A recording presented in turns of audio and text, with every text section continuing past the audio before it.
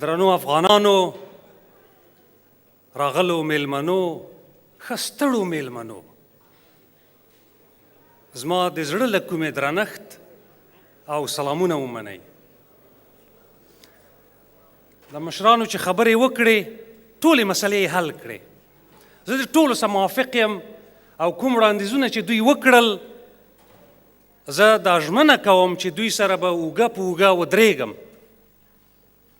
دوی سره به زه اوږه په اوږه ودرېږم. خو په دې خبرو کې د یوې کمۍ ما احساس وکړ. هغه کمۍ څه شی دی؟ زما نسل وژنه روانه ده. زما د سر د خوندیتوب خبره نه کیږي. ولې؟ د زما نسل وژنه ولې روانه ده؟ په دې باندې ما نږدې یو کتاب لیکلی دی چې موږ دغه حالت ته ولې راورسېدو. ملګرو د تعلیم خبره وکړله، زه ورسره موافق یم. ملګرو دوستانو د ښځو د حقوق خبره وکړله، زه ورسره موافق یم. دا ټولې ستونزې دي، مګر یوه ستونزه چې موږ ورته هیڅ پام نه کوو هغه دا ده چې د سر تحفظ دا په انجینري او ډاکټرۍ، په معلمۍ، په ملایۍ، په دې تعلیمو نه کیږي. د سر تحفظ دا سیاسي مسله ده. پښتون ته چې زه پام کړم ولې د ده نه د سر خبره هیره ده چې دغسې ځې ودرېږې په تیمورشاه باندې، د احمدشاه بابا په زوی باندې. د احمدشاه بابا د زوی راهیسې پښتون قام ته، پښتون کلي ته، پښتون ورور ته، پښتنې خور ته په پښتو ژبه سیاست، قانون، سړیتوب، علم، پرمختګ، هنر په پښتو ژبه نه دی رسېدلی.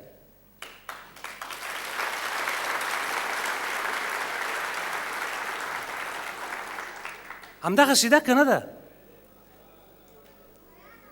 پښتو ژبه ډېر کتابونه شته دي.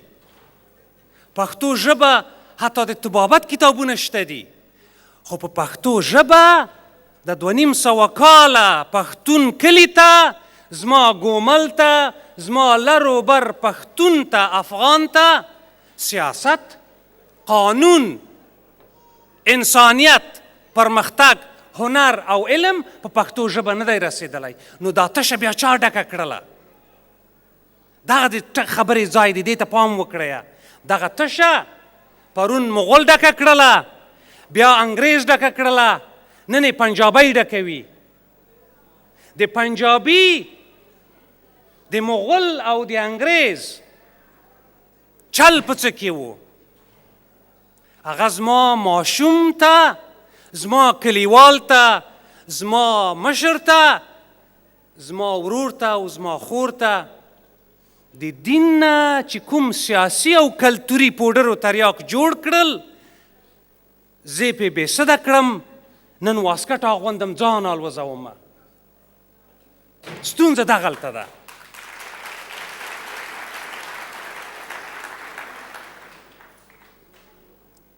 زه به ډېر لنډ وغږېږم. نن چې موږ وژل کېږو، دوستانو ووایي دا جګړه پردی دی. جګړې ماهیت بالکل پردی دی. جګړه زموږ نه ده. مګر دا جګړه د چا ده؟ دا نه د ټولې امریکې ده، نه د ټولې اروپا ده، نه د ټولې ناټو ده. د دوی جګړې نه چې څوک ګټه اخلي هغه باید موږ خپل قام ته ورښکاره کړو.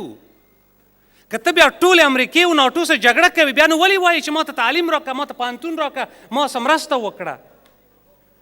ستا په وینې بهونه باندې، ستا په جنوساید باندې ناټو امریکا خوشحاله نه دی. ملتونه یې دا نه غواړي. بیا څوک ستا جنوساید کوي، ستا نسل وژنه څوک کوي؟ دا د وسلو کمپنۍ دي، استخباراتي کړۍ دي، د سی آی ای کړۍ دي، او د دوی شاته هغه سیاسیون دي چې د دغو جګړې نه ګټه پورته کوي. دوی غواړي د شر ښامار جوړ کړي او د شر ښامار باندې آسیا ونیسي. او د آسیا د نیولو لپاره چې کوم د شر ښامار دوی جوړوي هغه د پښتون په سر او وینه چاغوي.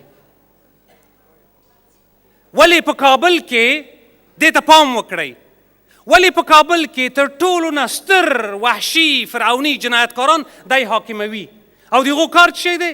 پښتون وژنه.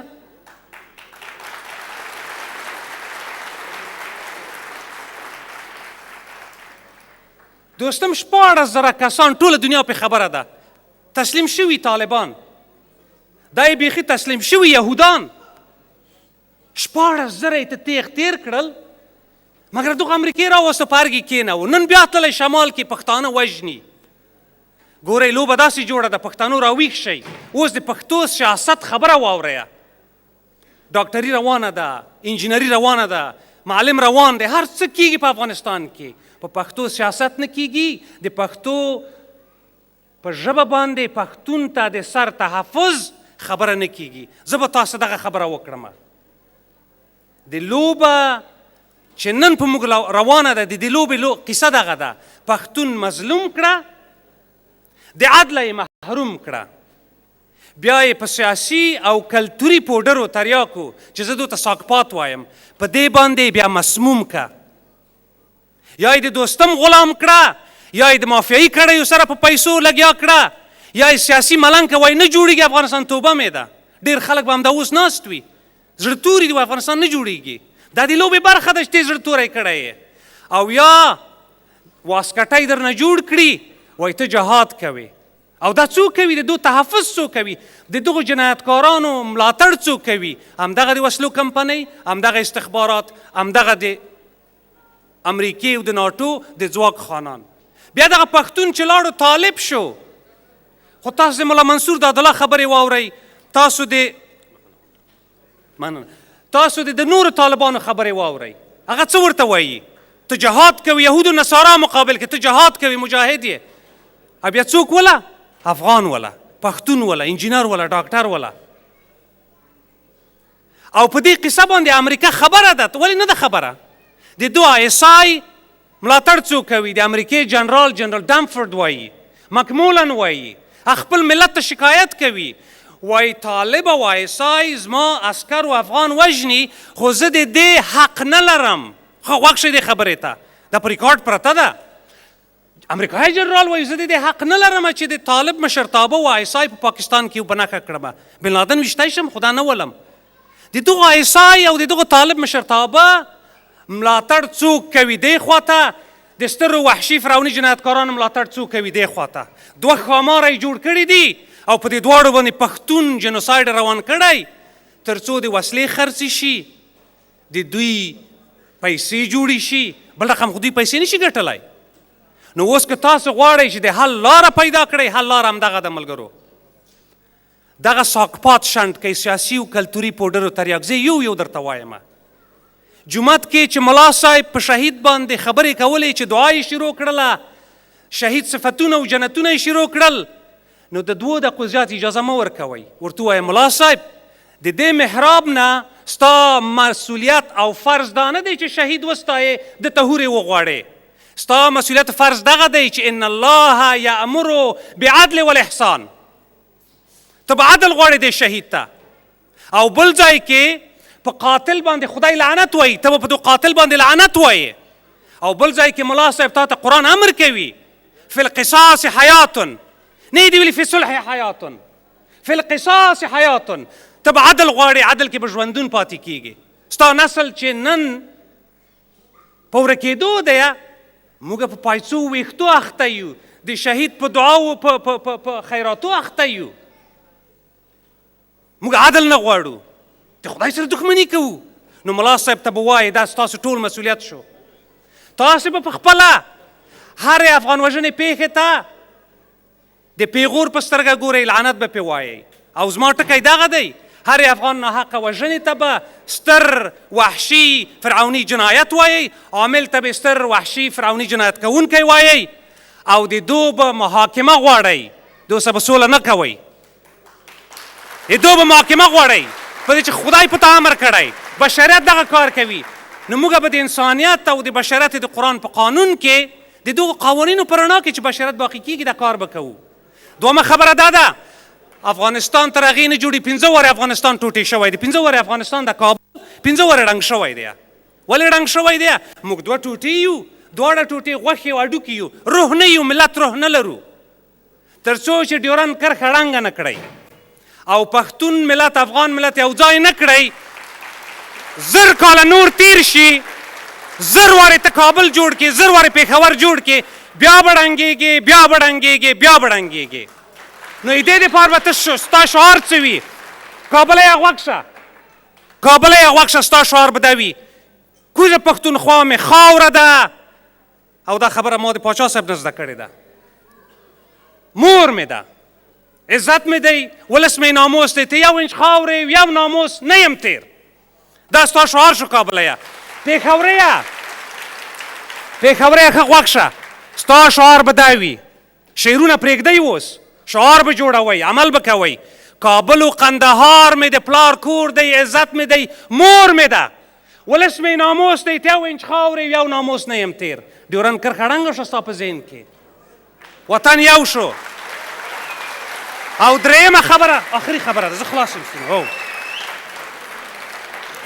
درېیمه خبره دا ده چې لکه څنګه چې ما ووایي امریکا او ناټو زموږ د جنوساید دپاره نه ده راغلې خپله لوبه چلوي نو که موږ غواړو چې دا لوبه کامیابه کړو موږ په خپله ګټه د دونه کار واخلو د ده څه به داسې سترګې په سترګې کینو ورته وایو به چې ته راغلی یې آسیا نیولو دپاره د شر ښامار جوړوې که ما سره ملګرتیا کوې نو ډیورنډ کرښه به ړنګوې او دغه ستر وحشي فرعوني پلیت جنایتکاران به محاکمې ته راسره کش کوې بیا زه در سره د امریکې او د چین جنجال هم کومه د هند هر هېواد جنجال هم کومه او دا کار هغه وخت کیدی شي ملګرو دغه کار هغه وخت کیدی شي چې دا موږ د یوه سیاسي سټیج نه وکړو سیاسي سټیج نه ملګرو وړاندیزونه وکړل زه د افغان ژغورنې د چتر وړاندیز کومه ټولو ته وایم چې راځئ ځلان صاحب امرخیل صاحب د هلته ستر وحشي فرعوني جنایتکاران وغندي محاکمه دې وغواړي ډیورنډ کرښې ړنګول دې وغواړي موږ به دلته سټیج ورته جوړ کړو په اروپا کې او د دوی وړاندیزونه به دغه ټول ځوانان په مخ بیایي د افغان ژغورنې پلور د افغان ژغورنې پلور د افغان ژغورنې پلور ډېره مننه